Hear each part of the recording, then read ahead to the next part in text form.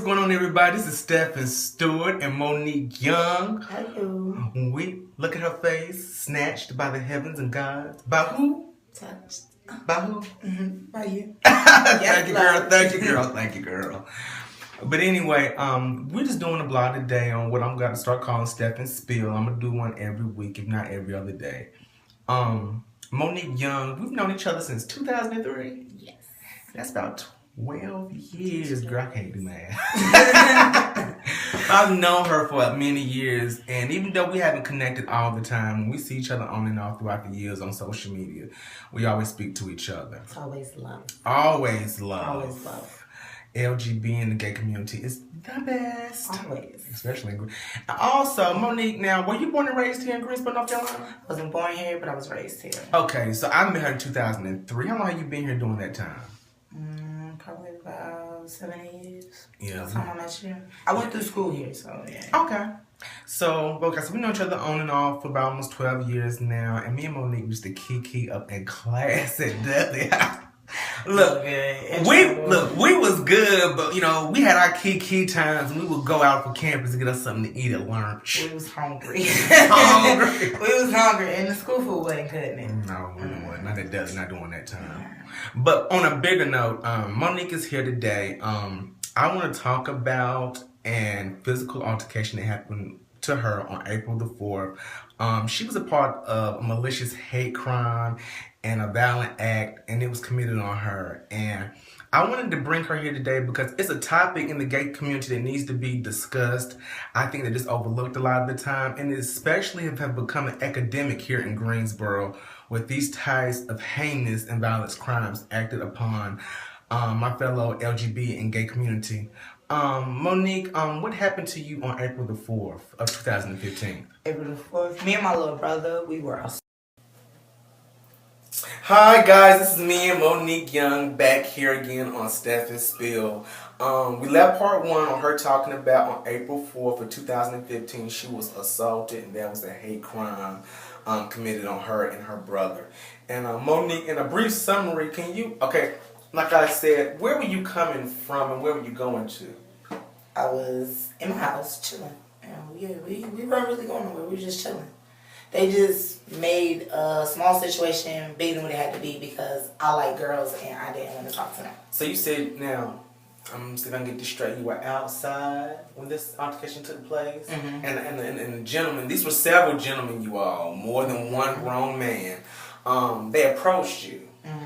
And what was said to you? You mind me asking? Can I get your number? And I'm like, I have a girlfriend. She wouldn't appreciate me having this conversation with a whole group of grown men. That's right. So, I have to be respectful. And once she came outside, it was a whole lot of belligerent language exchanged. And it just went basically to shit from there. Because that's all I can describe. Because next thing I know, my face was broke. My eyes were swollen shut.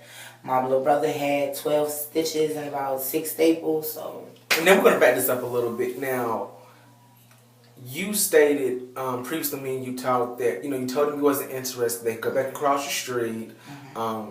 They declined and did not move, correct? Mm-hmm. And what, and this is a little graphic, you all, as far as language, but what all blows were thrown first, like, a little bit of the detail of what happened so far as how were you struck and how many times were you struck? I was hit personally 4 times by the same man. And it came about because I basically wouldn't back down about my household. About you respecting the fact that my kids are in here. About you respecting my relationship because this is what I choose to do and it's not your problem. So he felt some kind of way when he kept saying, can I get your number? And I'm like, no. And the situation went from the let me get your number to the fuck you and I'm going to get such and such to beat you up. And he said that. I said, I don't give a fuck about you or whoever. Go back across the street. He didn't want to go back across the street. He punched me. Wow. And how many gentlemen total... that were total in this altercation on the battery of you and your brother? 6. Now, it took 6 young men. Well, these were 6 men, she said, between the ages of 20 and 25. This young lady right here, Monique Young, is She's a little bit taller than me. I'm 5'6". She has to be 5'7" or 5'8". 5'8". You know, in our black community, I just really want parents, the community, friends, just to groom our young men that, you know, when you can't handle a verbal altercation, that doesn't give you the right to take 7 guys to try to whoop up on a young lady that barely weighs 150 pounds. I mean, and this is an epidemic going on in Greensboro with hate crimes, with violent crimes being committed on my fellow LGBT and gay community and my brothers and sisters, and it has to stop. I wanted to bring Monique here because, for one thing, she's my boo. Smooth just, mwah. And also, you know, these things need to be discussed. I have so many people that even told me about my story. I was involved in a heinous hate crime. You know, why would you talk about that, or why would you breathe life into it? Because it's life and it happens. And I also want to capitalize on as well. Monique is not only an LGBT sister, she's also a bisexual black woman. And it's okay, you guys. There are bisexual people out here that's productive like Monique. And it's fine. It's not being greedy. It's not trying to have your way. It's not being selfish. You like what you like. And she's honest about hers.